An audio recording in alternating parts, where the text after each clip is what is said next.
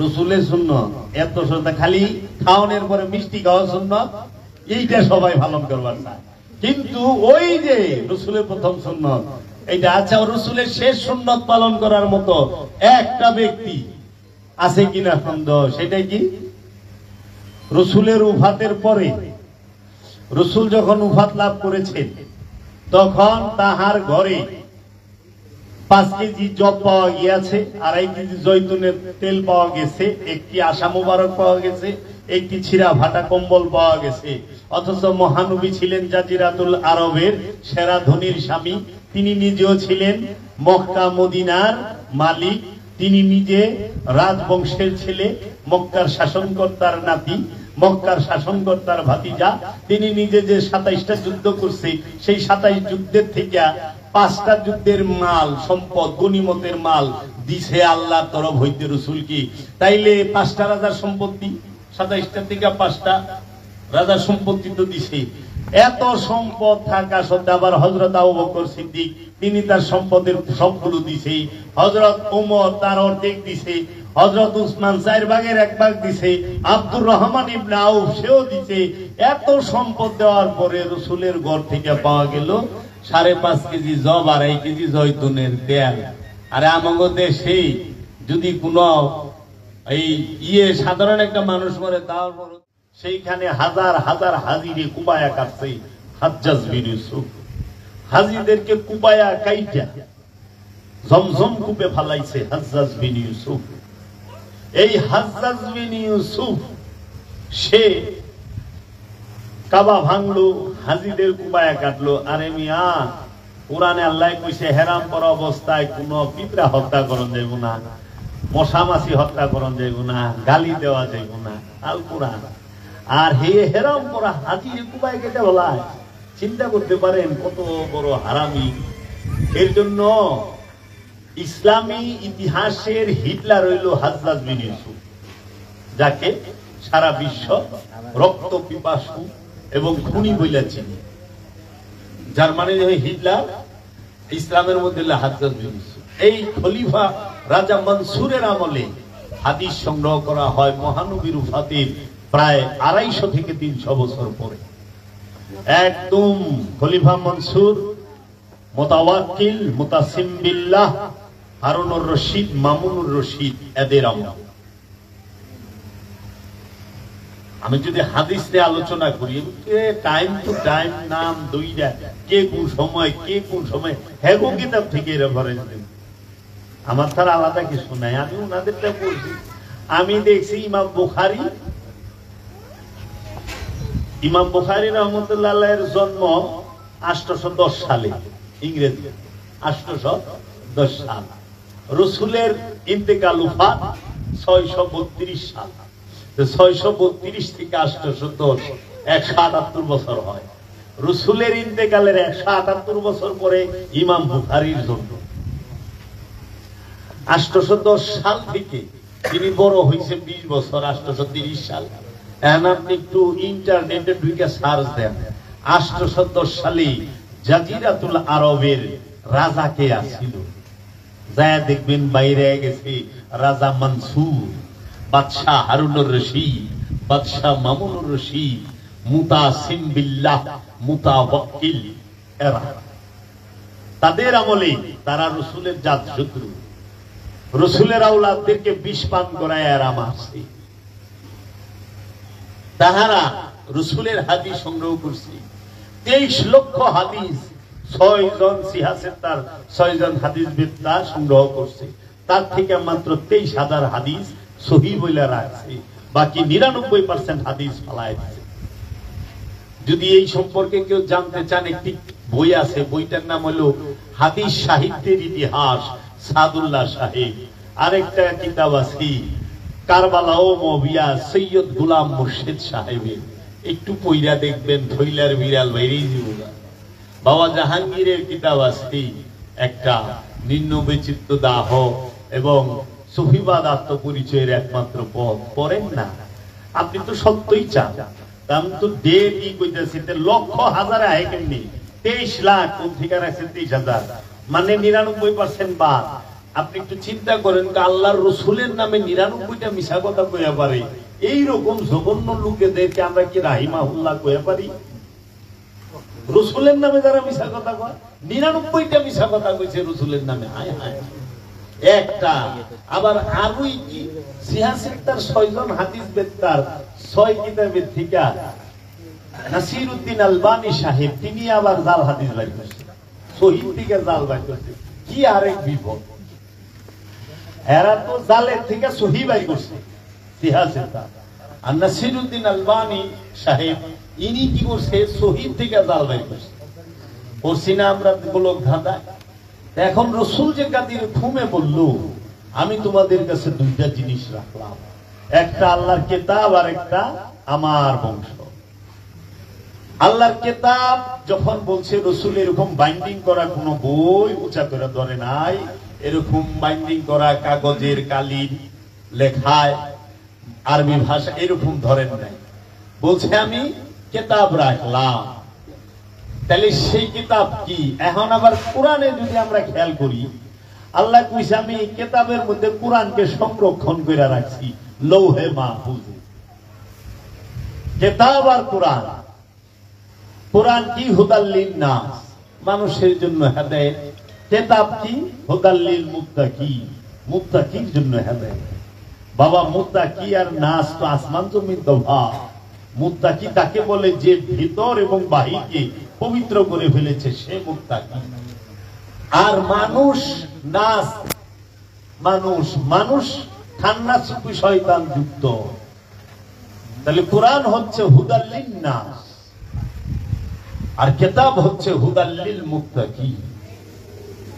এর ভিতরে ভেদ রহস্যটাই।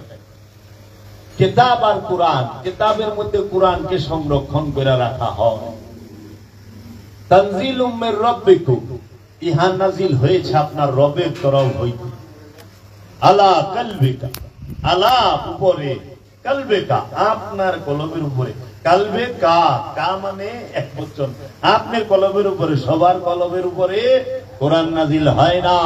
কোরআন কার কলবের উপরে নাজিল হয়? কোরআন নাজিল হয় একমাত্র আল্লাহর রসুলের কলবের উপরে, মুহাম্মদ সাল্লাল্লাহু আলাইহি ওয়াসাল্লামের কলবের উপরে।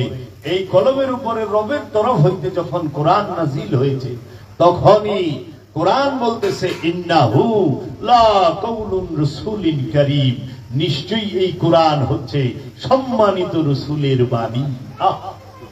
কি সুন্দর!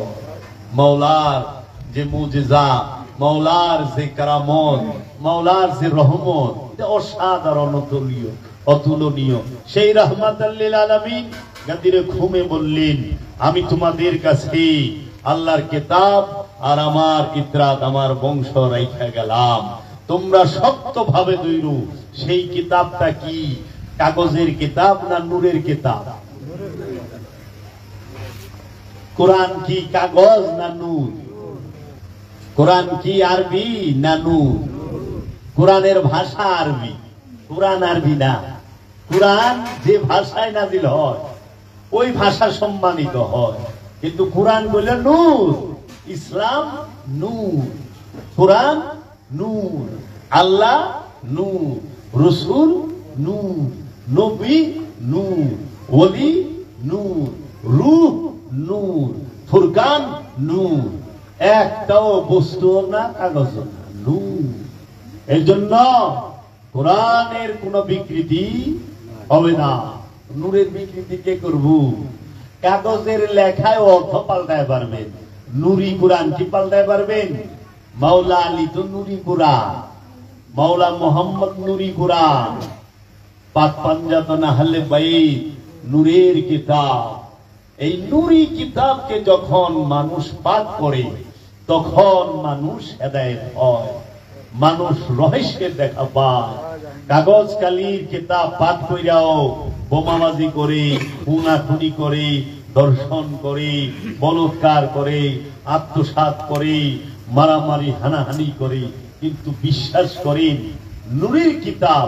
আচ্ছা, আল্লাহর হাবিব নয় কুরআনুল মাজিদ কিতাব দিলেন এইটা, কিন্তু সূরা মরিয়মের 30 নম্বর এবং 29 নম্বর আয়াত আমরা দেখতে পাই, ঈসা রুহুল্লাহ বলতেছেন যে ইন্নী আব্দুল্লাহ, আমি আল্লাহর বান্দা, আতানিয়াল কিতাব, আল্লাহ আমাকে কিতাব দিয়েছে। রব তাকে কিতাব দিয়েছে। কে বলতেছে? ঈসা রুহুল্লাহ। কবে বলতেছে? মায়ের গর্ভের থেকে ভূমিষ্ঠ হওয়ার 3 দিন বয়সে। মায়ের গর্ভ থেকে পৃথিবীতে আসছে, বয়স মাত্র 3 দিন। এই 3 দিনের শিশু বলতাছে আমি আল্লাহর বান্দা, আমারে আল্লাহ কিতাব দিয়েছে এবং নবী হিসাবে মনোনীত করেছে। সূরা মরিয়মটা একটু পড়ে। আমার প্রশ্ন হইল, মা মরিয়মের গর্ভ থেকে ঈসা রুহুল্লাহ কি এরকম কাগজ কালি বাইন্ডিং করা কোন বই লইয়া বেরিয়েছিল? অথবা 3 দিনের শিশুর উপরে ধাপাস কইরা আল্লাহ রাব্বুল আলামিন আসমান থেকে কোন বই ফালাই দিয়েছিল? অথবা জিবরাইল দিয়া গেছিল? না, সেই কিতাবটা কি নূরের, সেই কিতাবটাকে স্বয়ং ঈসা রুহুল্লাহ নিজে। ঈসা রুহুল্লাহর ধ্যান যে করছে সে মুমিন হয়ে গেছে। তাই নূরের কিতাব মাওলা মুহাম্মদ মুস্তাফা সাল্লাল্লাহু আলাইহি ওয়াসাল্লাম, এই মাওলা মুহাম্মদ সাল্লাল্লাহু আলাইহি ওয়াসাল্লামের নূরের চেহারা মুবারক, এই নূরের কিতাবকে যারা ধ্যান করছে, যারা অনুসরণ করেছে, যারা এই নূরের কিতাবকে সব সময় শয়নে স্বপনে নিশীথে সব জাগরণে নিদ্রায় উঠতে বসতে খাইতে লইতে সর্বক্ষণ যখন তার অনুসরণ করছে, ধ্যান করছে, সেও কিতাবে পরিণত হয়ে গেছে। এর জন্য কিতাব 2 প্রকার, একটা হলো মেজাজি আর একটা হলো হাকিকি। ওই নূরের কিতাব যাহা বলে সেইটাকে কাগজের মধ্যে যে কোনো ভাষায় কালি দিয়া লিখা রাখে, ধইরা রাখে যে নূরের কিতাব এই কথাগুলো বলছে, তখন এইটাকেও কিতাব বলা হয়। কিন্তু ওই কিতাবটা হয় মেজাজি, আনুষ্ঠানিক, কাগজ কালির বাইন্ডিং এর কিতাব। এর জন্য নূরের কিতাব থেকে যে বাণী বের হয় সেই কিতাবকে ধরে রাখতে হয় কাগজের বই, কাগজের মধ্যে। এর জন্য রাহমাতাল লিল আলামিন, নূরে মুজাসসাম সৈয়দুল আম্বিয়া সাল্লাল্লাহু আলাইহি ওয়াসাল্লাম যাহা বলেছেন সেই বাণীগুলো যখন সাহাবায়ে কেরাম ধরে রাখছে, তখন সেই ওই বাণী ধরে রাখার যে বইটা তাকেই কোরআন নাম দেওয়া হয়েছে। মেজাজ, হাকিকি না। হাকিকি কোরআন স্বয়ং মহানবী নিজে, হাকিকি কোরআন স্বয়ং মহানবী নিজে এই কোরআনকে 24 বছরে, কেউ বলে 23 বছরে ধাপে ধাপে আমাদেরকে আল্লাহর হাবিব দান করেছে। কোরআনে মুমিনের জন্য হুকুম নাই, রাসূলের জন্য হুকুম থাকবো কই থেকে? সারা কোরআনে মুমিনের জন্য একটা আদেশ নাই, একটা হুকুম নাই, 2-3 বার আছে অনুরূপ। আর রাসূল সে তো নিজেই নূরি কোরআন। এখন আমি কালকে একটা আলোচনায় করতে যাই, কোরআনের রেফারেন্সটা যখন ধরলাম তখন আমার কাছে একটা আয়াত এলো কোরআনের, যে ওইখানে অনুবাদ করে রাখছি, হে নবী আপনি তাহাদেরকে অন্যদেরকে অনুসরণ করেন না, তাইলে আপনি পথভ্রষ্ট হবেন। নাউযুবিল্লাহ মিন জালিক, অধিকাংশ মানুষকে অনুসরণ করেন। এইটা সারাসার তাদের ভুল বাবা। কারণ আল্লাহর হাবিব রাহমাতাল লিল আলামিনের জন্য আল্লাহর কোন হুকুম দাসত্বের নাই। আছে কি মানুষকে সতর্ক করার জন্য আল্লাহ হুকুম দিয়েছে, হে আমার হাবিব আপনি কাফেরদেরকে বলুন, হে আমার হাবিব আপনি মুশরিকদেরকে বলুন, হে আমার হাবিব আপনি আমানুদেরকে বলুন, হে আমার হাবিব আপনি মানুষদেরকে বলুন, হে আমার হাবিব আপনি মানব জাতিকে বলুন। এইভাবে আল্লাহ বলছে। আবার আল্লাহ বলছে আলাম তারা, আপনি কি দেখেন নাই কাইফা ফাআলা রাব্বুকা বিআসহাবিল ফিল, আপনি কি দেখেন নাই হে আমার হাবিব আপনার রব কি রূপ ব্যবহার করেছিল ওই হস্তি বাহিনীর সাথে। ওই বাদশা আবরাহা কাবা ভাঙার জন্য যে হাতির বাহিনী নিয়ে আসছিল, বিশাল সৈন্য নিয়ে আসছিল মহানবীর আবির্ভাবের মাত্র 50 দিন আগে, তখন মহানবীর দাদা খাদিমুল হারামাইন, তার নাম ছিল ইমাম আব্দুল মুত্তালিব। এই আব্দুল মুত্তালিব তখন এই এত বড় সৈন্য বাহিনী দেখে বলছি, ইয়া রব্বে কাবা, ওগো রব্বুল আলামিন এত বড় বাহিনীকে ঠেক দেওয়ার মতো, ট্যাকেল করার মতো, তাদেরকে প্রোটেস্ট করার মতো এত ক্ষমতা আমার নাই, তোমার কাবা তুমি রক্ষা করো। সঙ্গে সঙ্গে আল্লাহ রাব্বুল আলামিন আবাবিল পাখি দিয়া হস্তি বাহিনীকে চাবানো ঘাসের মতো কইরা ছেড়ে দিল।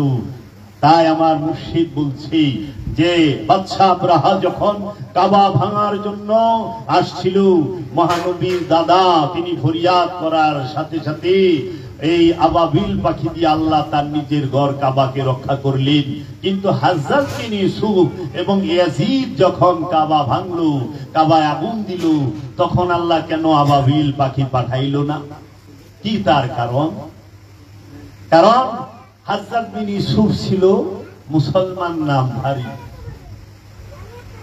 তারা কাবা কি সিজদা করতো না, নামাজ তো পড়তো। তো তুমি কাবারে যদি ক্ষতিগ্রস্ত করো তখন তো আল্লাহর, কারণ আল্লাহ কোরআনে কয়া দিচ্ছে যে তার নিজের ভাগ্য পরিবর্তন করে না, আল্লাহ তার ভাগ্য পরিবর্তন করে না। আবার আল্লাহ কোরআনে কয়ে দিচ্ছেন যে জাতি তার নিজের ভাগ্য পরিবর্তন নিজেরা না করে, আল্লাহ তার ভাগ্য পরিবর্তন করে না।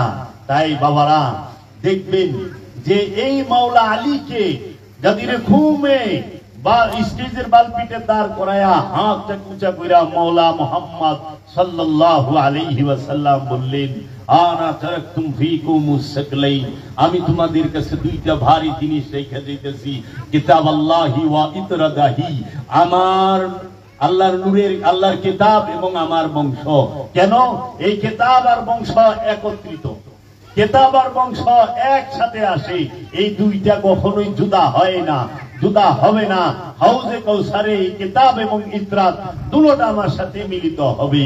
এর জন্য মাওলা আলীকে মহানবী খলিফা নির্বাচন করলেন। মহানবীর একমাত্র প্রথমের খলিফা মাওলা আলী কারামাল্লাহু ওয়াজহু, মহানবীর একমাত্র মধ্যখানের খলিফা মাওলা আলী কারামাল্লাহু ওয়াজহু, মাওলা মুহাম্মদ সাল্লাল্লাহু আলাইহি ওয়াসাল্লামের একমাত্র শেষের খলিফা মাওলা আলী কারামাল্লাহু ওয়াজহু, এবং সর্বকালের সর্বসময়ের খলিফা মাওলা আলী কারামাল্লাহু ওয়াজহু। তাই আল্লাহর হাবিব বলেছেন, আনা মদিনাতুল ইলমি আলী বাবাহা, আমি ইলমের শহর, এই আলী হচ্ছে সেই শহরের দরজা, আলী হচ্ছে ইলমের শহরের দরজা। যদি রাসূলের সাথে কেউ একবার দেখা করতে যায়, ওই দরজার সাথে দুইবার দেখা হবে। এবং আল্লাহর হাবিব বললেন যে এই দেহের মধ্যে মাথার মূল্য যতখানি, আমার কাছে আলীর মূল্য ততখানি। এই দেহের মধ্যে প্রাণের মূল্য যতখানি, আমার কাছে আলীর মূল্য ততখানি। এই দেহের মধ্যে প্রাণের মূল্য যতখানি, আলীর মূল্য ততখানি। আলীকে যারা কষ্ট দেয় তারা আমারে কষ্ট দেয়, আলী থেকে যারা মুখ ফিরিয়ে দেয় তারা আমার থেকে মুখ ফিরিয়ে দেয়, আলীর বিরুদ্ধে যারা অস্ত্র ধরে তারা আমার বিরুদ্ধে অস্ত্র ধরে। আলীকে দেখলে যাদের মুখ বেজার হয়, আলীর নাম শুনলে যাদের মুখ কালো হয়ে যায়, গুমরা হয়ে যায়, তারাই মুনাফিক। মুনাফিক চেনার একমাত্র মাধ্যম হলো মাওলা আলী কারামাল্লাহু ওয়াজহু। এই মাওলা আলীকে মহানবী তার খলিফা নির্বাচন করলেন। নির্বাচন করে যখন বললেন, দোয়া করলেন, আয় আমার আল্লাহ, যে আলীকে সাহায্য করে তুমিও তাকে সাহায্য করো, যে আলীকে পানা দেয় তুমিও তাকে পানা দাও, যে আলীর মদদগার তুমিও তার মদদগার হও। কেন? মাওলা আলী কারামাল্লাহু ওয়াজহু তিনি সর্বপ্রথম সমস্ত মানুষের মধ্যে, পুরুষের মধ্যে সর্বপ্রথম ঈমান আননেওয়ালা মহানবীর কাছে মাওলা আলী। গারে হেরার মধ্যে মহানবীর খাদেম মাওলা আলী। রুহুল আমিন যখন কোরআন নিয়ে রাসূল সাল্লাল্লাহু আলাইহি ওয়াসাল্লাম রাহমাতাল লিল আলামিনের সামনে উপস্থিত হন, বাশার রূপ ধারণ করে, তখন মাওলা আলী ওইখানে উপস্থিত, ওই দরজায় উপস্থিত খাদেম হিসেবে।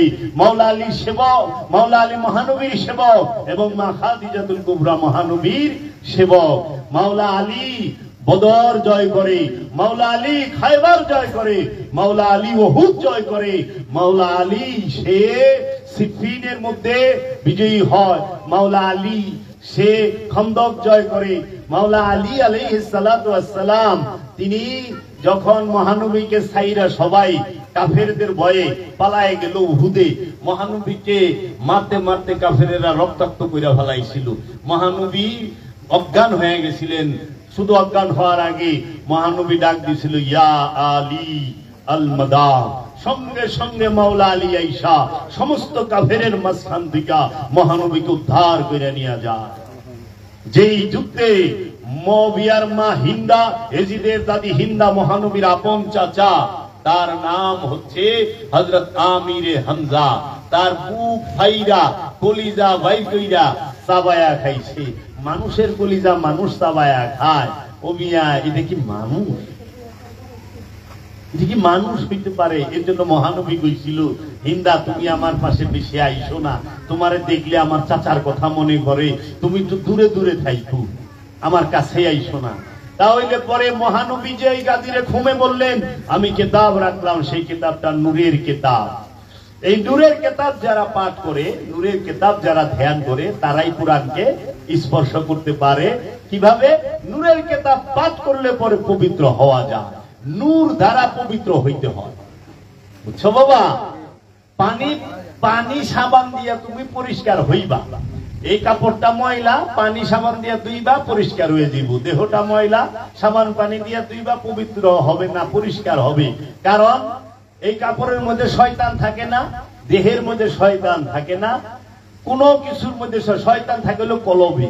তাইলে কলব পরিষ্কার করতে হয় নূর দিয়া। পানি আর সাবান দিয়া কলব ধোয়ার কোনো ব্যবস্থা নাই, সুযোগও নাই। নফসের সাথে শয়তান মিশা থাকে।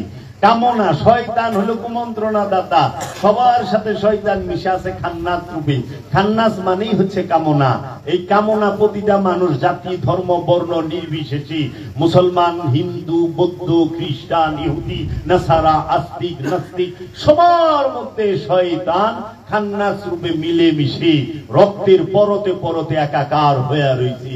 এই শয়তানকে যদি কেউ নফস থেকে তাড়াইতে চায়, কলবটাকে যদি কেউ পবিত্র করতে চায়, অবশ্যই ওই নূরের কিতাব, যেই কিতাব ঈসা রুহুল্লাহ, যেই কিতাব মুসা কালিমুল্লাহ, যেই কিতাব নূহ নবিউল্লাহ, যেই কিতাব আদম সফিউল্লাহ, যেই কিতাব মুহাম্মদ সাল্লাল্লাহু আলাইহি ওয়াসাল্লাম, এই নূরের কিতাব, এই মাওলা আলীর মতো নূরের কিতাবের ধ্যান করে, এই সুলতানুল হিন্দ খাজা গরিবি নওয়াজের মতো নূরের কিতাবের ধ্যান করে, বড় পীর আব্দুল কাদের জিলানী বাগদাদি আলাইহিস সালাতু ওয়াস সালামের মতো নূরের কিতাবকে ধ্যান করে, এই বাংলার জমিনে বাবা শাহজালাল, বাবা শাহপুরানের মতো নূরের কিতাবকে ধ্যান করে, বাবা জাম শরীফ, শাহ সুরেশ্বরী এবং কালান্দার বাবা জাহাঙ্গীরের মতো নূরের কিতাবকে ধ্যান করে নিজের কলবকে পবিত্র করতে হবে, নফসকে পবিত্র করতে হবে। কারণ আল্লাহ কইয়া দিয়েছে, আমি মানুষকে পরীক্ষা করি জীবন এবং মৃত্যু দিয়া। মৃত্যু দিয়া আল্লাহ মানুষকে পরীক্ষা করে। মৃত্যু কি পরীক্ষা, জীবন কি পরীক্ষা।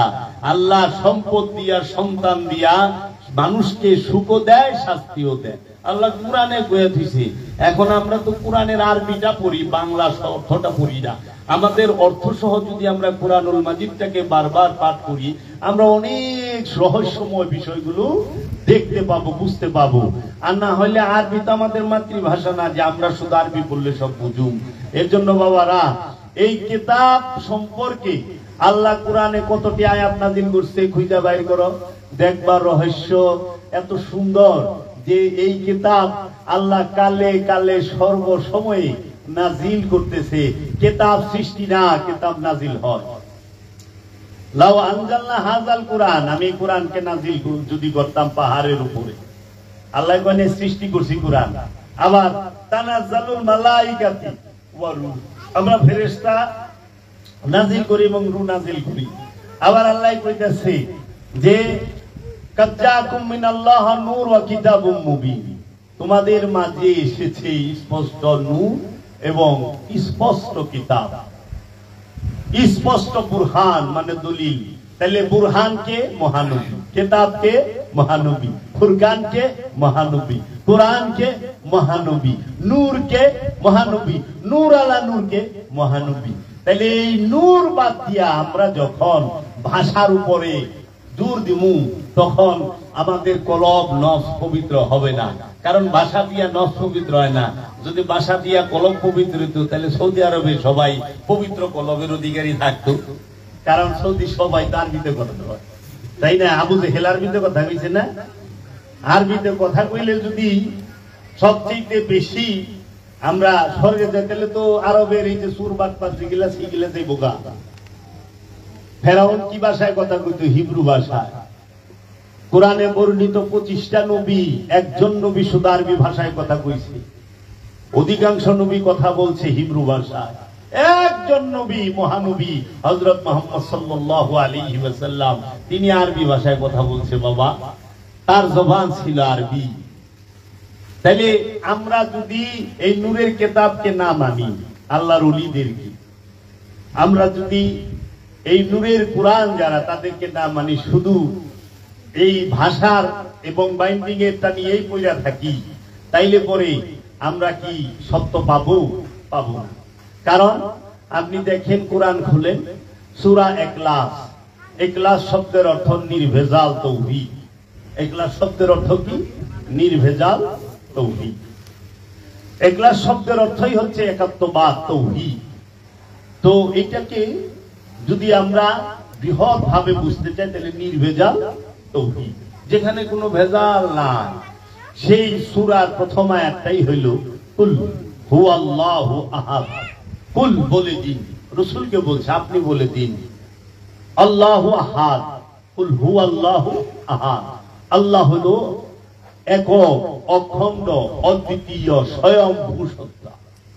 আহাদ মানে একক, এক না, ওয়াহিদ যদি কইতো, যদি এইরকম আয়াত হইতো কুল বলে দিন আল্লাহু ওয়াহিদ, তাইলে হইতো আল্লাহ এক। যেহেতু আল্লাহু ওয়াহিদ কয় নাই, আল্লাহু আহাদ কইছে, তার মানে আল্লাহ একক, এক থেকে একক হয়।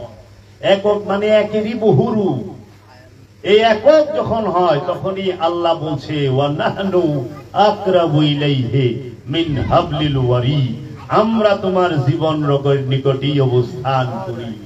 তানাজ্জালু, আমরা নাযিল করি, ওয়া নুফাত্তি মিন রুহি, আমরা রূহ উদ্গার করি, আমরা হেদায়েত করি, আমরা রিজিক দেই।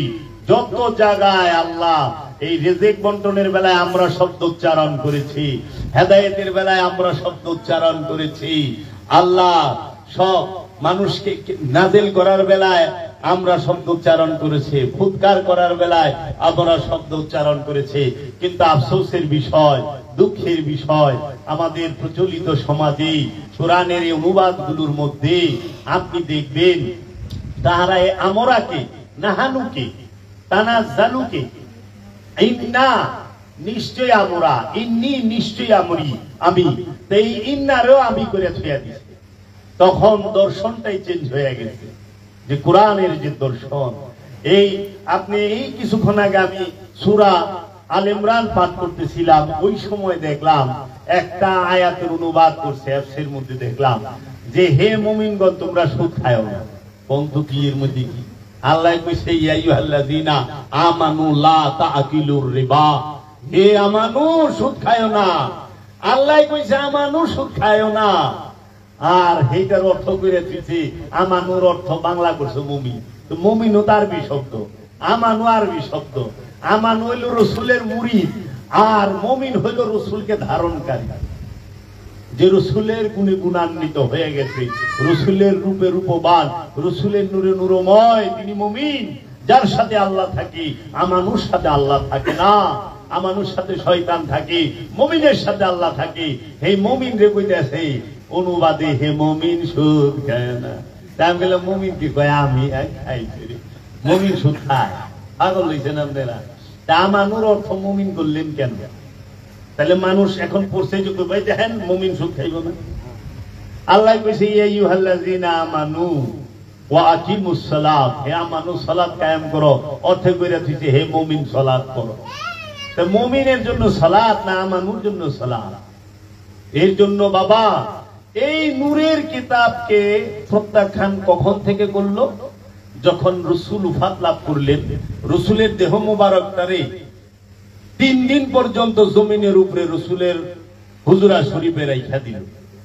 রাসূলকে দাফন করলো 3 দিন পরে মাওলা আলী, মা ফাতেমা, হযরত সলমান ফারসি, আবু যর গিফারি, মাওলা হাসান, মাওলা হুসাইন, এই রকম ভাবে এই আসহাবে সুফার সাহাবী এবং পাকপঞ্জাতনের মিলে সর্বোচ্চ বলে 26 জন লোক ছিল। রসুলের দাফনের সময়। কিন্তু ওই সময় মদিনার মানুষ 40,000, বাকি লোক গেছে কই? বাকি লোকগুলো গেছিল ওই যে রসুলের ইন্তেকালের পরে কে ক্ষমতায় বইব, কে খলিফা হবে, কে প্রধানমন্ত্রী হবে, কে শিক্ষামন্ত্রী হবে, কে অন্ন বস্ত্রমন্ত্রী, খাদ্যমন্ত্রী, এই মন্ত্রণালয় লইয়া, এই উজির নাজিরি লইয়া ব্যস্ত ছিল। রাসূল সাল্লাল্লাহু আলাইহি ওয়াসাল্লামের দাফনের সময় এই হতভাগা আমরা যারা দেখলাম এরা থাকতে পারে নাই। তাই মৌলা আলী এই নিয়ে কোনো কথাই বলে নাই রসুলের উফাতের পরে। যখন এই বাগে ফিগাত মা ফাতেমা থেকে ক্ষমতায় বৈশাই হযরত আবু বকর সিদ্দিক তিনি কি করলেন? বাগে ফিগাতটাকে বাজেয়াপ্ত করলেন। আপনারা কয়জনে জানে বাংলার মুসলমান যে মা ফাতেমা আলাইহিস সালাতু ওয়াস সালাম মাত্র, আমি যতটুকু গবেষণা করে দেখছি 20 থেকে 26 বছর, বিভিন্ন রিওয়ায়াত, কেউ বলছে 20, কেউ বলছে 22, কেউ বলছে 24, কেউ বলছে 26, আমারও তো একটা হিসাব আছে। তা আমি যা দেখি যে এই 26 বছর বয়সে মা ফাতেমাতুজ জাহরা আলাইহিস সালাতু ওয়াস সালাম সুস্থ মানুষ, সে ইন্তেকাল করলেন। মহানবীর ইন্তেকালের মাত্র 6 মাসের ভিতরে, মাত্র 6 মাস। কি হয়েছিল, কি এমন ছিল? মহানবীর সাথে তো মা ফাতেমা মক্কা বিজয়ে উপস্থিত ছিলেন, বিদায় হজে উপস্থিত ছিলেন, গাদিরে খুমে উপস্থিত ছিলেন, সমস্ত সফরে উপস্থিত ছিলেন। মা ফাতেমা মহানবীর দাফনের সময় উপস্থিত ছিলেন। কি এমন ঘটনা ঘটলো যে মা ফাতেমাকে হত্যা করা হইল? মা ফাতেমার এই মহানবীর ওফাতের 6 মাসের ভিতরে এই বাগে ফিগারটাকে বাজেয়াপ্ত করার পরে মা ফাতেমা গেছে খলিফার দরবারে, যে চাচা যান, হযরত আবু বকর সিদ্দিককে প্রশ্ন করছে, চাচা যান, আপনি কিভাবে আমার এই বাগানটাকে বাজেয়াপ্ত করলেন? এটা তো বাবা আমারে দলিল করে দিয়া গেছে, লেখা দিয়া গেছে। কারণ কি? মা ফাতেমার মা যিনি মালকায়ে আরবিয়া, মা খাদিজাতুল কুবরা, যিনি জাজিরাতুল আরবের সেরা ধনী ছিলেন, জাজিরাতুল আরবে মা ফাতেমার উপরে, মা ফাতেমার মায়ের উপরে কেহই ছিল না ধনী, উনি ছিলেন সর্বশ্রেষ্ঠ ধনী। উনি মুহাম্মদ সাল্লাল্লাহু আলাইহি ওয়াসাল্লামের পাশে দাঁড়াইছেন, ইসলামকে উনি সবচেয়ে বড় সাহায্য করছেন, সহযোগিতা করছেন, ইসলামকে সবচেয়ে বড় বেশি মদদ দিয়েছেন মা খাদিজা। সেই মা খাদিজার ঐতিহাসিকগণ বলে যে উনার কাছে এত পরিমাণ উট ছিল যে একটা কইরা উট যদি একটার পিছে বাঁধতো 3 মাইল দূরে যাইত। 3 কিলোমিটার, 3 মাইল, কিলোমিটারের হিসাবে 4 মাইল দূরে যাইত। এই মা ফাতেমা, মা খাদিজা, তিনি এই সমস্ত সম্পদ আল্লাহর রাসূলকে দান করে দিয়েছে, আল্লাহ রসুলকে দান করে দিছে। আল্লাহ রসুল এই সম্পদের থেকে তার মায়ের হিস্সা থেকে ওই যে বাগান বাগে ফিগাত সেইটা মা ফাতেমাকে দিছে। সেই বাগানটা বাজেয়াপ্ত করে লয়ে গেছে হযরত আবু বকর সিদ্দিক। তখন উনি বললেন, চাচা যান আপনি। তখন তিনি কোরআনের একটা আয়াত দেখায় দিলেন, মা কানা মুহাম্মাদুন আবা আহাদিম মির রিজালিকুম ওয়ালাকির রাসূলুল্লাহ। মুহাম্মদ সাল্লাল্লাহু আলাইহি ওয়াসাল্লাম কাহারও পিতা না, কোন পুরুষের পিতা না। এই আয়াত দেখা যেত, যেহেতু কেউ পিতা না, আপনি ওয়ারিশন কেমনি? উনি সমস্ত সম্পদ এই উম্মতের জন্য দিয়ে গেছেন। তাহলে এইটা একটা সুন্নত রসুলের। যারা রসুলের সুন্নত না, সমস্ত নিজের সম্পদ উম্মতরে দিয়ে দেওয়া। তাহলে এই ফতোয়া আপনি বুখারী শরীফ খুলেন, বাইরে উম্মতরে দিয়ে গেছেন। ঠিক আছে, রসুলই যদি সমস্ত সম্পদ উম্মতরে দিয়ে যায়, তাহলে সূরা নিসার মধ্যে সম্পদ বন্টনের আইন কেমনে রাখে রসুল? তাহলে তো উনার সন্তানকে তো উনি সম্পদ দিল না। আচ্ছা, রসুল যদি সব সম্পদ উম্মতকে দিয়ে যায়, তা আপনারা তো রসুলের সুন্নত ছাড়া চলেনি না, এমন কন্যা সুন্নত নাই, শরীয়ত নাই, তাই নিজেকে সম্পদ পোলাবান দেন কেন? উম্মতে মুসলিমার জন্য দিয়ে দিবেন, এই সুন্নত কেউ পালন করে না। এর লেগে আমার মুর্শিদ কইছে, মহানবীর প্রথম সুন্নত পালন করণের একটা মুসলমান জগতে আছে কিনা সন্দেহ। সেটা কি? মহানবীর বয়স যখন 24 বছর 1 মাস, 24 বছর 1 মাস মানে 25-এ পা রাখছি, তখন তিনি বিবাহ করেছেন আমার মা সৈয়দাতুন আরবিয়া মালকায়ে আরবিয়া মা খাদিজাতুল কুবরাকে। আম্মা জানের বয়স ছিল তখন 40 বছর। মহানবীর বয়স 25, আম্মা জানের বয়স 40। আম্মা জানের আগে 3টি বিবাহ হয়েছিল। আম্মা জানের আগে ঘরের একটি ছেলে ছিল। তো এই সুন্নত পালনের জন্য আমাদের যুবক সমাজ যদি হেডলাইন দেয় পেপারে যে আমি মহানবীর একটি সুন্নত পালন করতে চাই, সেই সুন্নতটি হবে আমার বয়স এখন 25, আমি বিবাহ করতে চাই, পাত্রীর বয়স হইতে হবে 40, আগে তার 3টি বিবাহ হইতে হবে, একটি ছেলে থাকতে হবে, আমি রাসূলের প্রথম সুন্নতটি পালন করব, দেশে থাকবা দিব? আরে একটি বিবাহ হয়েছে, সেই মেয়েরে যদি বিয়া করে দেয় তো বাপ মা তেজ্যপুত্র করে দেয়। সমবয়সী মেয়ে বিয়া করলে ঝগড়া করে, বয়সে বড় বিয়া করলে সারা জীবন টিটকারি মারতে মারতে মেরে আলেব মা বাপে। রাসূলের সুন্নাত এত শ্রদ্ধা, খালি খাওয়ানোর পরে মিষ্টি খাওয়া সুন্নাত, এইটা সবাই পালন করবার চায়। কিন্তু ওই যে রাসূলের প্রথম সুন্নাত এইটা, আচ্ছা রাসূলের শেষ সুন্নাত পালন করার মতো একটা ব্যক্তি আছে কিনা সন্দেহ। সেটাই কি? রাসূলের উফাতের পরে, রাসূল যখন উফাত লাভ করেছেন তখন তাহার ঘরে 5 কেজি জব পাওয়া গিয়েছে, 2.5 কেজি জৈতুনের তেল পাওয়া গেছে, একটি আশা মোবারক পাওয়া গেছে, একটি ছিঁড়া ফাটা কম্বল পাওয়া গেছে। অথচ মহানবী ছিলেন জাজিরাতুল আরবের সেরা ধনীর স্বামী, তিনি নিজেও ছিলেন মক্কা মদিনার মালিক, তিনি নিজে রাজবংশের ছেলে, মক্কার শাসনকর্তার নাতি, মক্কার শাসনকর্তার ভাতিজা। তিনি নিজে যে 27টা যুদ্ধ করছে, সেই 27 যুদ্ধের থেকে 5টা যুদ্ধের মাল সম্পদ গনিমতের মাল দিছে আল্লাহর তরফ হইতে রাসূলকে। তাইলে 5টা রাজার সম্পত্তি, 27টা থেকে 5টা রাজার সম্পত্তি তো দিছে।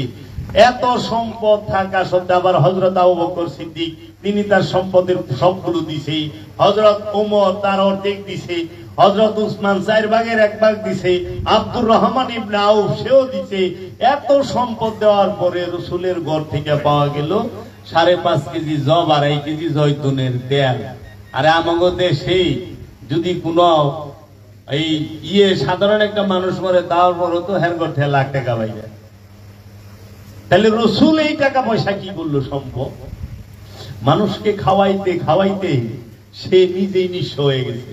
খালি এই মক্কার কাফের গুন্ডা, এই মক্কার জামানু আছে, সবাই রে সার্বজনীন ভাবে উটের ঝোল আর খবুজ দিয়া খাওয়াইতে খাওয়াইতে শেষ। কিন্তু মুখ দেখা খাওয়ান দেয় নাই। ওই ইতিহাসে এরা তো কয় বোঝে না যে আজকে কি কইতাছি, আগামী বৃহস্পতিবারে কি করবো, কইয়া যায় খালি। মহানবী দিনের দাওয়াত দিব, তের লিগা প্রথমে আয়োজন করছে খাবারের, কারণ আরবে খাওয়ানোর অভাব।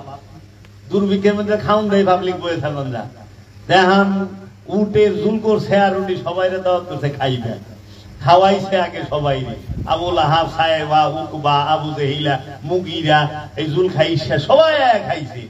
খাওয়ানোর পরে জায়গা একদিন গেছে গা, 2 দিন গেছে গা, 3 দিনের দিন মৌলালি গেছে খারাও কি রে খাওয়াইলো শুনবা না?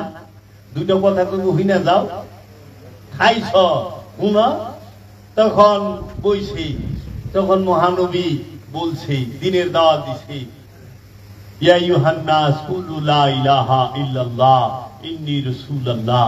হে মানুষেরা তোমরা বলো এক আল্লাহর দাসত্ব করো, আল্লাহ ছাড়া কোনো মাবুদ নাই, ইন্নী নিশ্চয়ই আমি রাসূলুল্লাহ, আল্লাহর রাসূল, আল্লাহর তরফ হইতে প্রেরিত, তোমরা আমার কথা মানো, আমার কথা শুনো। তখন তাহারা এই তার দিকে মুখ পিঠ ফিরে চলে গেল রাসূলের দিকে। তো উটের ঝুল করে খাওয়াইতে খাওয়াইতে রাসূল সব সম্পদ শেষ করে ফেলাইছে। আর আমরা এই রাসূলের কোরআন দেওয়া, কোরআন রাসূলের বাণী তো কোরআন, রাসূলের বাণী তো হাদিস, সেই রাসূলের বাণী কোরআন আর হাদিস পইরা আমরা টিনের ঘর থেকে 10 তলার মালিক হই, রিকশা থেকে প্যারাডুলে ঘুরি। তাহলে রাসূলের দর্শন কি আর আমাগো দর্শন কি?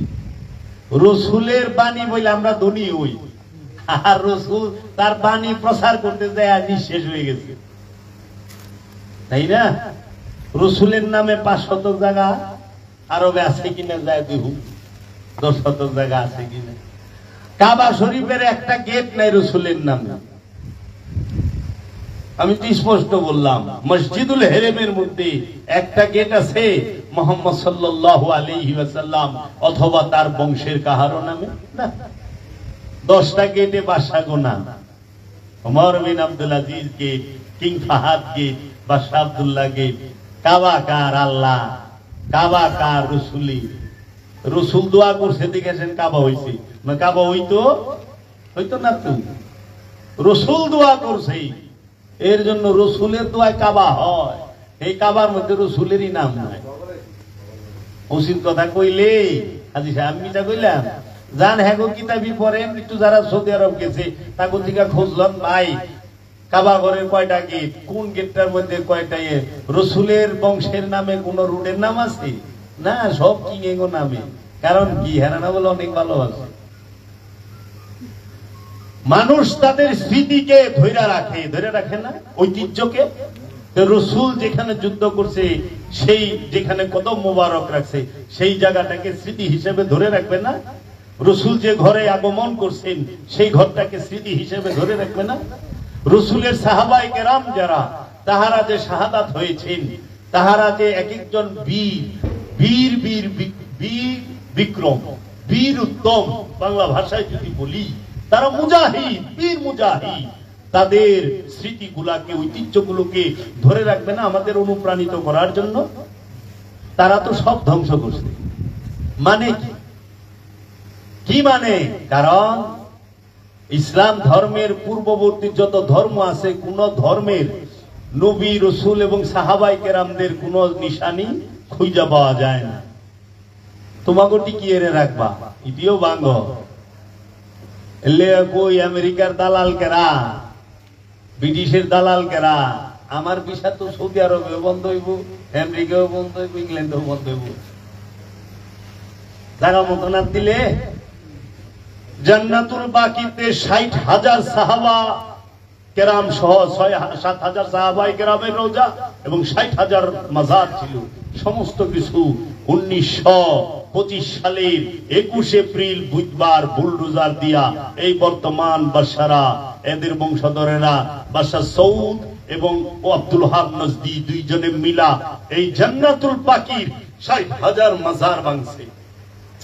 এইটি হলো মুসলমানের ঐতিহ্য, যে মুসলমান এর থেকে অনুপ্রাণিত হবে মুজাহিদদেরকে দেখি, সাহাবায়ে কেরামের আদর্শ দেখি। এটি নিশানি রাখছে যে এইটা এই সাহাবীর রওজা। ওই জান্নাতুল বাকিতে মা ফাতেমার রওজা ছিল, ওই জান্নাতুল বাকিতে মা আয়েশার রওজা ছিল, ওই জান্নাতুল বাকিতে মা হাফসার রওজা ছিল, মা উম্মে হাবিবার রওজা ছিল, হযরত উসমান রাদিয়াল্লাহু তাআলা আনহুর রওজা ছিল। এই রকম ভাবে জলিলুল কদর সাহাবায়ে কেরাম এবং নবী বংশের অনেকের রওজা ছিল, মাজার ছিল। এই মাজার গুলারে ভাঙ্গা তারা শিরক বিটাইছে, কিন্তু নিজেরা সম্পদের পাহাড় করে বইরিছে, নিজেরা লেখছে আস-সুলতানু জিল্লুল্লাহ, বা সারা হইছে আল্লাহর ছায়া। এটা শিরক না? এটা শিরক না? ইয়া নবী বলে শিরক। আর আস-সুলতানু জিল্লুল্লাহ খুতবায় পড়ে না, আস-সুলতানু জিল্লুল্লাহ। আমরা যদি বলি রাহমাতাল লিল আলামিন, আমরা যদি বলি নবী আল্লাহ, রাসূল আল্লাহ, ইয়া নবী কিয়াম করি, আমরা যদি গুরুরে বাবা কই, তাইলে কয়ে বিদআত শিরক। আর হেরা যে রাহিমাহুল্লাহ কয়, রাহিমাহুল্লাহ বুঝে? রাহিমাহুল্লাহ অর্থ কি? আল্লাহর তরফ হইতে রহমত। অনেক সব মৌলবীরা রাহিমাহুল্লাহ হয়ে গেছে গা। আর ওলিয়ে কামেল গোকর রহমতুল্লাহ আলাইহি, মানে আল্লাহ একটু রহমত দিয়ে দিও। ওলিয়ে কামেল গো দরকার রহমত, আর হেরা হয়ে গেছে রাহিমাহুল্লাহ। মানুষ বুঝবো কবে? এই 60,000 রওজা জান্নাতুল বাকিতে ভাঙছে। মহানবী যেই ঘরে আগমন করেছেন, মহানবীর দাদার ঘর, সেই ঘরটারে ভাঙছে। মহানবীর শৈশব যেই বাড়িতে কাটাইছে, যেই দাদার ঘরে দৌড়াইছে, ঘুরছে, যেই মাওলা আলীর বাবার ঘরে মহানবী বড় হইছে, সেই মাওলা আলীর বাবার ঘরটারে বুলডোজার দা ভাঙছে। এই দিন 1925 সালে এখন তুই 100 বছর না 99 বছর আগে, মাত্র 99 বছর আগে ইন্টারনেট একটু সার্চ দিয়া দেখেন 100 ইয়ার্স বিফোর জান্নাতুল বাকি, দেখবেন ভিডিও বাইরে কেমনে আর এরা কে কি করলো সমস্ত কিছু আছে। মানুষ খুঁজবার পারে না, কিন্তু কতদিন লুকায় রাখবা, অনেক সত্য বাইরে গেছে তো আস্তে আস্তে ভান্ডা ফুটতাছে। জান্নাতুল মাওয়া মক্কা শরীফে যে কবরস্থান, জান্নাতুল মাওয়ার মধ্যে মা খাদিজাতুল কুবরার রওজা মুবারক, এই মহান যে জননী, যিনি সমস্ত মুমিনগণের মাতা, যিনি রাহমাতাল লিল আলামিনের পাশে ছায়ার মতো থাকছে, জগতে ইসলামের জন্য সর্বশ্রেষ্ঠ দান, সর্বশ্রেষ্ঠ ত্যাগ, সর্বশ্রেষ্ঠ কুরবানি যদি কেউ কইরা থাকে সে হইল মা খাদিজাতুল কুবরা। শুধু কি সম্পদ দিছে মা খাদিজা? শুধু সম্পদ দেয় নাই, মা খাদিজা কি দিছে? মা খাদিজা তার কন্যা মা ফাতেমাকেও কুরবানি দিয়া দিছে। মা খাদিজা তার সন্তান মাওলা আলীকেও দিয়া দিছে, মাওলা হাসানকে দিয়া দিছে, হুসেইনকে দিয়া দিছে, পুরা খানদান কাটায় দিছে ইসলামকে রক্ষা করার জন্য। সেই মা খাদিজার রওজাটাও ভাঙছে। মহানবীর দাদা আব্দুল মুত্তালিব, যার দোয়া আল্লাহ দোয়া করার সাথে সাথে আল্লাহ কবুল করছে, আবাবিল পাখি পাঠায় দিছে, সেই আব্দুল মুত্তালিবের মাজারটাও ভাঙছে জান্নাতুল মাওয়া। কেন বাংলা এগুলা তো ধরে রাখার কথা। আমরা যে মুক্তিযুদ্ধ বাংলাদেশে হয়েছে 1971 সালে, মুক্তিযুদ্ধে কোন কোন হেলিকপ্টার ব্যবহার হয়েছে, কোনটা পাকিস্তানি থেকে পাইছে, রাখছে জাদুঘরে, সব রেখে দিচ্ছে না? আগার গায়ে গেলেই তো দেখি সব রাখছে, একটি ঐতিহ্য। আর এরা ঐতিহ্য মিটাইছে, তার পিছে কারণ কি? এরা কি ইসলামকে উপরে উঠাইছে না ইসলামকে গোপনে গোপনে ধ্বংস করছে? কোনটা? ইসলামকে ধ্বংস করছে এরাই। রসুলের কোন স্মৃতি মক্কা মদিনা আমরা পাই না। আমরা ইয়া নবী সালাম আলাইকা কমু বেদাত শিরিক, হাজিরা রসুলের রওজা যাই না, শিরিক শিরিক বিদাত, এটা হাজির বাইরে। ও তাই নাকি? আচ্ছা, টঙ্গী ইস্তেমায় গেলে 2 লক্ষ রাকাতের নামাজের সওয়াব হইব, আর রসুলের রওজায় যাও নি যাইব না? কি বুঝাইলেন? একবার তো প্রতিবাদ করলেন না, একটু মাথা খাটায় না কেন? রবিউল আউয়ালের মিদে মিলাদুন নবীতে খুশি হইবেন, কই পাইলেন? দলিল কই? রসুল করেছে, সাহাবা করেছে, করেন নাই, দলিল নাই। কোরআনের দলিল দেখান, হাদিসের দলিল দেখান। মানে যদি জিজ্ঞাসা হুজুর ওয়াজ যে করেন এটার দলিল কো? কোরআনে আয়াত নাই, হাদিস নাই, রসুলও ওয়াজ করে নাই টাকা লইয়া, কোন সাহাবা ওয়াজ করে নাই টাকা লইয়া, কেউই করে নাই। আপনারা খালি দলিল চান। ইমামতি করলেন, এই যে বেতন নেন, খোঁচা দিবার এলে তো জায়গা মতো খোঁচা দেন নেবো। আপনারা ধরুন না, কোন সাহাবি বেতন নিয়ে ইমামতি করছে, রসুল বেতন নিয়ে ইমামতি করছে, আপনি করে এটার দলিল লাগে দেন। আরে বেদাত ধরলে সবই বেদাত, সবই বেদাত। এই পুষা পাঞ্জাবি বেদাত হয়ে যাব, বুতাম বেদাত হয়ে যাব। বুতাম তো রসুল পরে নাই, এই কি বুতাম করছে না? বড় এত সুন্দর পাঞ্জাবি ফিটিং ফাটিং, লাল রুমাল রসুল করছে? সৌদি আরবের বাসারা যে লাল রুমাল পরে এটা রসুল করছে না? আল খিল্লা যে পরে বাসারা করছে না? এটা আলাদা। বেদাত কইলে বাস বাড়ি পারবেন না। মসজিদে এসি লাগাইছেন বেদাত, চেয়ারে বহেন বেদাত, লাঠি লয়ে খাড়ায় রয়েছেন। হায় হায় রে, রসুল তো সেগুন কাঠের লাঠি লয়ে খাড়ায় নাই, কাঠোটাও দেখানো লাগবে। বেদাত এত ফুসাইবার যায় না, যেটা আপনি অনুষ্ঠান লইয়া আমাদের মতভেদ নাই। যদি দর্শন আলাদা হয় তাইলে মতভেদ আছে। একবার তো ধরলেন না, কিও বাবা মসজিদে আলী ভাঙছ কেন? মসজিদে ফাতেমাতুজ জাহরা ভাঙছ কেন? 400 মসজিদ ভাঙছে, 400 মসজিদ। খবর আছে?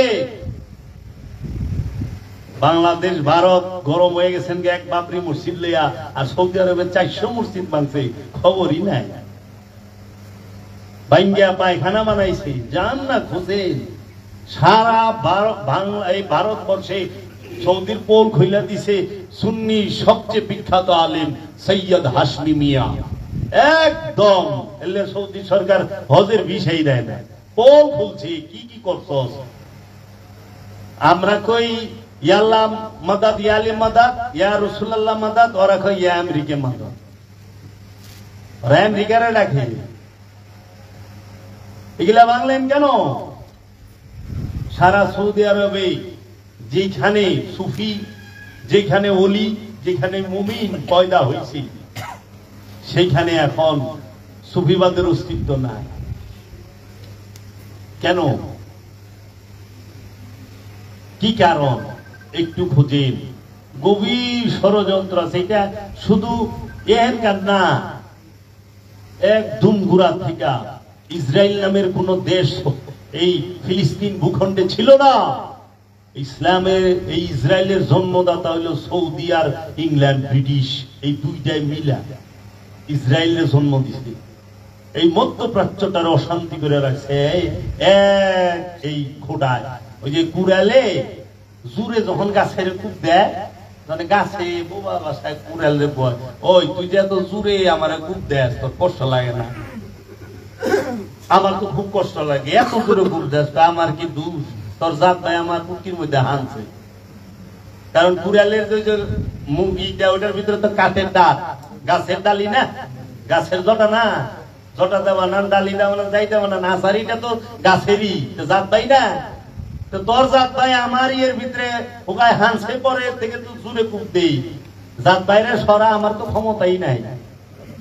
আমাকে জাত ভাইরা হাইন্দা রয়েছে, হ্যাঁ গো নেই। আমরা সিলেলে কি দাইনাত্তা অস্ত্র বেছেন আর বাবাদের মানবাধিকার। আমার হি জ্ঞান, আমরা মানবাধিকার বুঝি না। বোম বানাইছেন কি রে? মানুষ মারার লেগে। মিসাইল বানাইছেন কি রে? মানুষ মারার লেগে। আর তো কিছু না।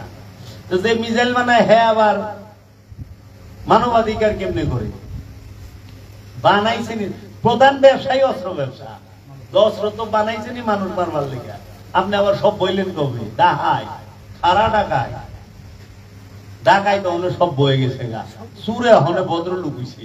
200 বছর ভারতবর্ষ থেকে চুরি করে সয় সম্পদ নিয়ে হেরায় হনে সিটিজেন দেয়, তাই না?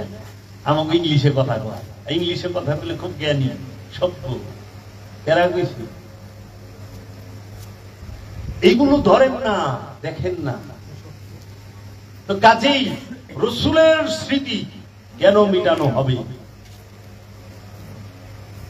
তার পিছে কারণ কি? আহলে বায়েত অস্বীকার করে। দেখেন আপনি 10ই মুহররম করবেন, এগো জ্বালা। ইহুদি খ্রিস্টানের জ্বালা না করলে মুসলমানেরই জ্বালা। ফতুয়া ঈদে মিলাদুন নবী করবেন, কই পাইছ? আচ্ছা, গাদিরে ঘুম করবেন, দলিলই নাই। গাদিরে ঘুম করলে বেদাত শিরক, ঈদে মিলাদুন নবী করলে বেদাত শিরক, মুহররম করলে বেদাত শিরক।